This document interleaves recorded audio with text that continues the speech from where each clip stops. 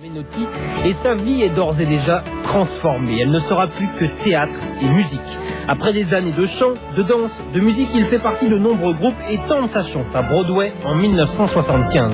Mais le succès se fait attendre. En 1988, la comédie musicale Romance lui offre une nomination pour les Tony Awards.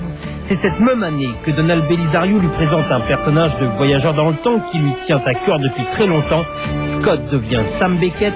Nous sommes en 1989 et Code Quantum va littéralement transformer sa vie.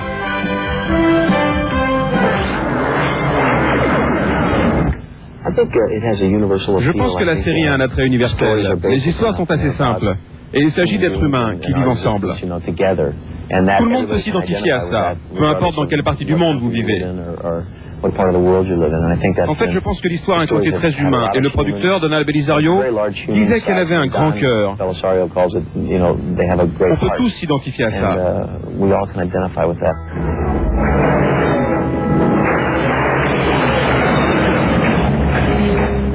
À chaque fois, pour jouer vos personnages, vous avez fait des recherches spécifiques. Cela variait suivant les épisodes. Je n'ai pas travaillé comme le font généralement les acteurs. J'essayais d'en savoir le moins possible, afin que cela ressemble vraiment à la situation que vivait Sam. Ce que j'ai dû apprendre, par exemple, c'est à boxer. En effet, quand j'ai tourné cet épisode, je ne savais pas boxer du tout. Et tout au long du tournage, j'ai suivi un entraînement de boxeur. Je me suis donc préparé en travaillant avec un entraîneur quelques semaines avant et pendant le tournage.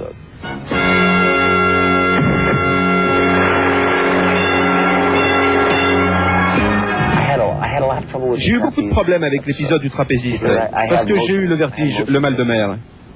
Vous voyez ce que je veux dire? J'ai eu beaucoup de problèmes à rester en l'air, la tête en bas, à me balancer 20 minutes durant, en attendant que la caméra trouve le bon angle. En fait, ça me rend malade rien que d'y penser encore aujourd'hui. Croyez-moi, ça a vraiment été un vrai cauchemar. J'ai dû faire de l'acupuncture, me mettre des aiguilles dans l'oreille et faire des tas de choses pour ne pas rester malade.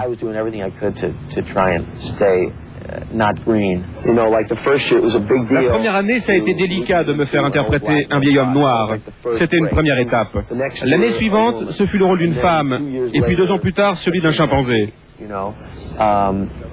Et nous avons continué à élargir le champ des transmutations pour voir jusqu'où nous pourrions emmener les gens.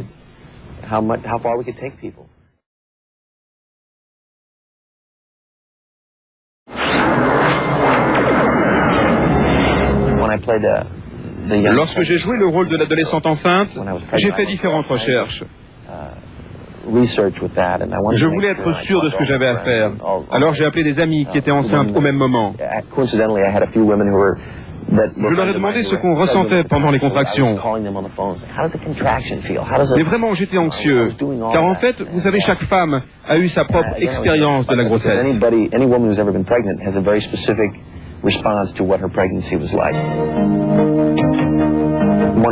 Un de mes épisodes préférés est celui où je rentre chez moi et je joue mon propre rôle à l'âge de 16 ans, ainsi que celui de mon père.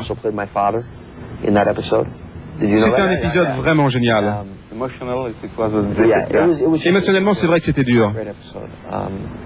Et puis la petite fille qui jouait le rôle de ma sœur était vraiment extraordinaire. Cette série a changé votre vie?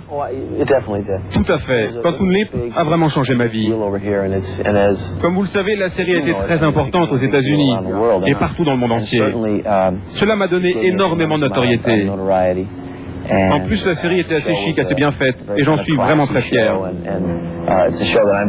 En fait, c'est bien de pouvoir se souvenir de ce que vous avez fait en étant fier. En plus, cela représente 4 ans et demi de ma vie.